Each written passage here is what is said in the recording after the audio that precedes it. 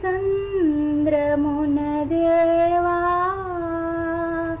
నవజీవన మార్గమున నా జన్మ తరింప నవజీవన మార్గమున నా జన్మ తరింప నడిపించు నానావా. దేవునికి మహిమ. మనము తెలుగు ఆడు భాషలో బైబిల్ చదువుకుంటున్నాము కదండి.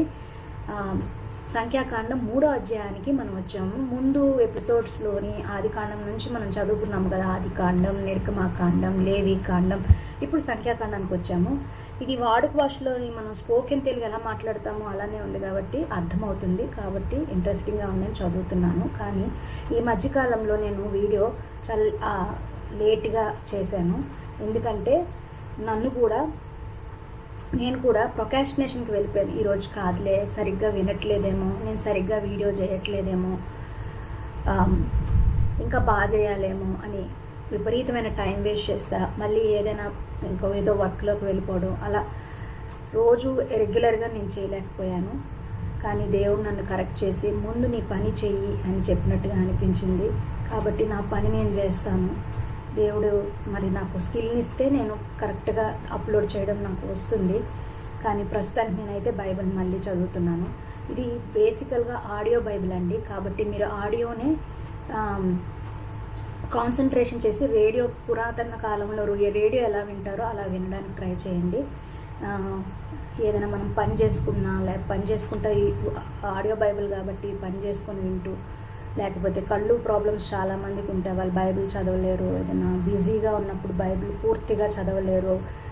పైగా వాడుక భాషలో ఉంది కాబట్టి వాళ్ళకి ఈజీగా ఇది హెల్ప్ అవుతుందని నేను ఈ విధంగా చేస్తున్నాను. ప్లస్ నాకు కూడా డిసిప్లిన్ ఉంటుంది. నేను కూడా ఇది వాడుక భాషలో ఉంది కాబట్టి నాకు కూడా చాలా బాగా అర్థమవుతుంది కాబట్టి నేను ఈ విధంగా ట్రై చేస్తున్నాను.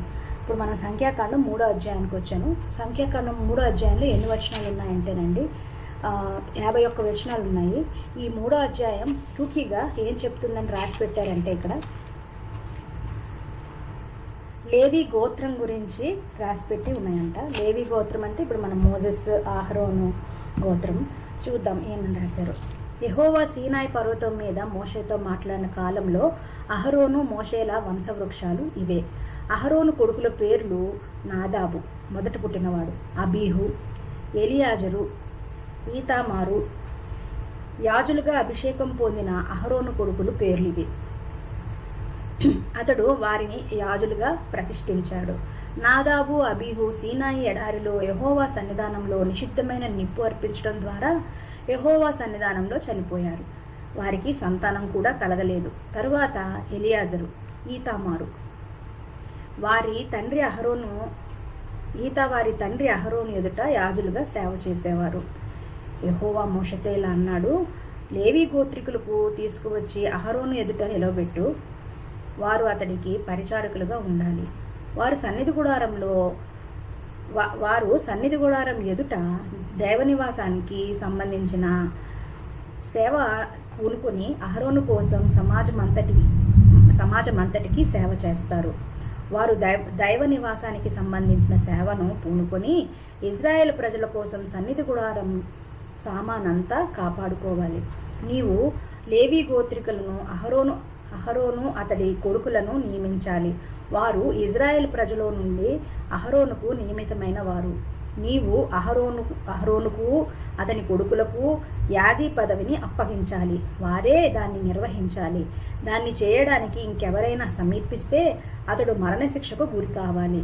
యెహోవా మోషేతో ఇంకా అన్నాడు, ఈజిప్టు దేశస్థుల్లో మొదట పుట్టిన వారందరినీ నేను నాశనం చేసిన రోజున ఇజ్రాయెల్ ప్రజలలో మొదట పుట్టిన వారందరినీ, వారి పశువుల్లో మొదట పుట్టిన వారిని నా కోసం ప్రతిష్ఠించుకున్నాను.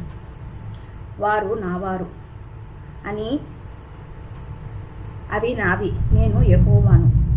ఇప్పుడు నేను ఇజ్రాయెల్ ప్రజలలో మొదట పుట్టిన వారందరికీ బదులుగా లేవి గోత్రులను ఎన్నుకుంటున్నాను. లేవి గోత్రులు నావారు. సీనాయి ఎడారిలో యెహోవా మోషేతో ఇంకా అన్నాడు, లేవి గోత్రికులను గోత్రికులను వారి వారి పూర్వీకుల కుటుంబాలను వంశాల ప్రకారం నమోదు చేయించు. 1 నెల మొదలుకొని పై వయసు గల మగవారందరినీ నమోదు చేయించు అని యెహోవా ఇచ్చిన ఆ ఆజ్ఞ ప్రకారమే మోషే వారిని నమోదు చేయించాడు. లేవి కొడుకుల పేర్లు అవి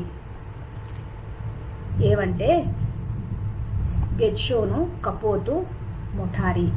గెర్షోను వారి వంశకర్తల పేర్లు లిబ్ని, షిమి. కహాతు వారి వంశకర్తల పేర్లు అమ్రామ్, ఇసహారు, హెబ్రోను, ఉజ్జియేల్. మెఠారి వారి వంశకర్తల పేర్లు మహలి, మూషే. వారి వారి పూర్వీకుల కుటుంబాల ప్రకారం ఇవి లేవి గోత్రికుల వంశాలు. గెర్షోను వంశస్థులు లిబ్ని వారు, షిమి వారు. గెర్షోను వంశవారు వీరే. వారిలో 1 నెల మొదలుకొని పై వయసు ఉండి నమోదైన మగవారందరి సంఖ్య 7,500. గెర్షోను వంశస్థుల సంఖ్య ఇది. గెర్షోను వారి కుటుంబాల దైవనివాసం వెనక అంటే పడమటి దిక్కున మకాం చేయవలసిన వారు. గెర్షోను వారికి నాయకుడు లాయేల్ కొడుకు ఎలీయాషాపు. వారు సన్నిధి గుడారంలో వీటి కోసం బాధ్యత వహించవలసిన వారు. దైవ నివాసం, దాని పైకప్పు, సన్నిధి గుడారం ద్వారానికి ఉన్న తెర, ఆవరణ అడ్డుతెరలు, దైవ నివాసానికి బలిపీఠానికి చుట్టూరా ఉన్న ఆవరణం ద్వారా తెర, దాని తాళ్ళన్నీ చూసుకుంటారు. కహాతు వంశస్థులు అమ్రం వారు, ఇసాహారు వారు, హెబ్రోను వారు, ఉజ్జియేల్ వారు. వీరు కహాతు వంశస్థులు.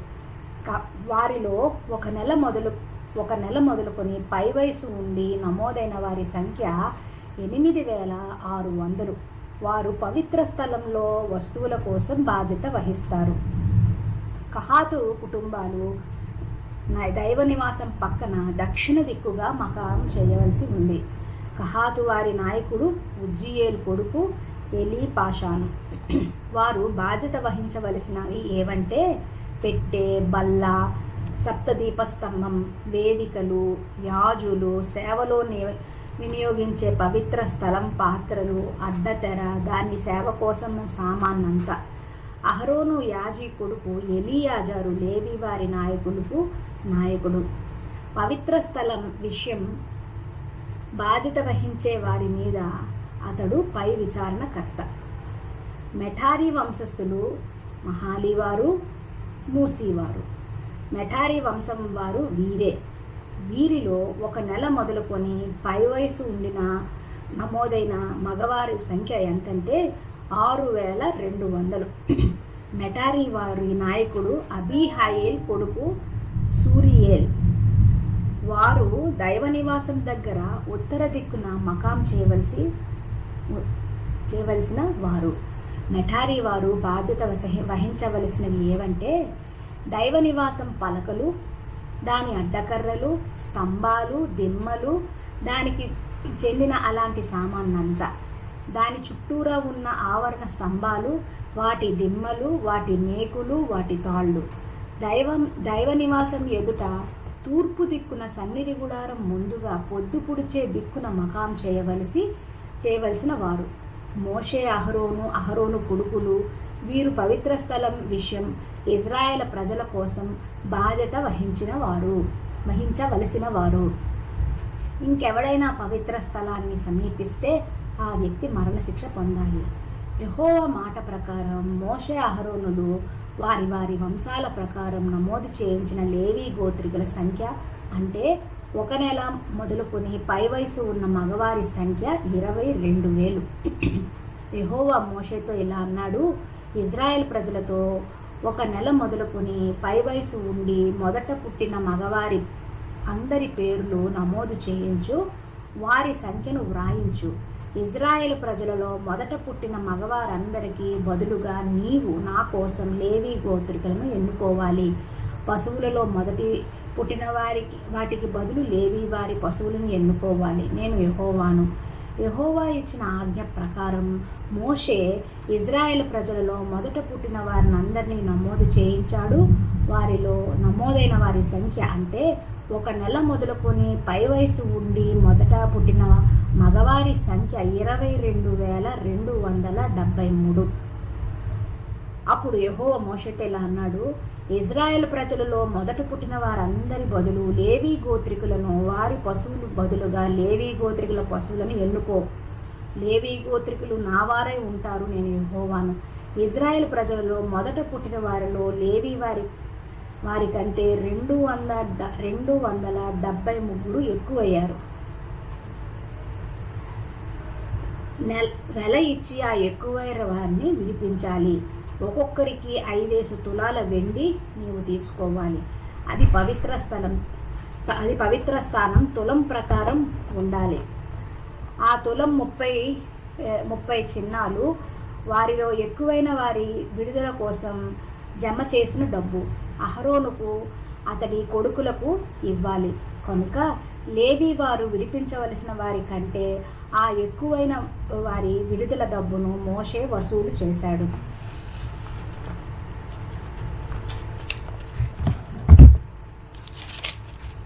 పవిత్ర స్థానం తులం ప్రకారం 1365 తులాల ఇజ్రాయెల్ ప్రజలలో మొదట పుట్టిన వారి దగ్గర తీసుకున్నాడు. యెహోవా మోషేకి ఇచ్చిన ఆజ్ఞ ప్రకారం యెహోవా చెప్పినట్టే అతడు అహరోనుకు అతడి కొడుకులకు ఆ విడుదల డబ్బును ఇచ్చాడు. ఇదండి 3వ అధ్యాయం సారాంశం అండి. దేవునికే మహిమ. 4వ అధ్యాయాన్ని చదువుకుందాం నెక్స్ట్ ఎపిసోడ్లో.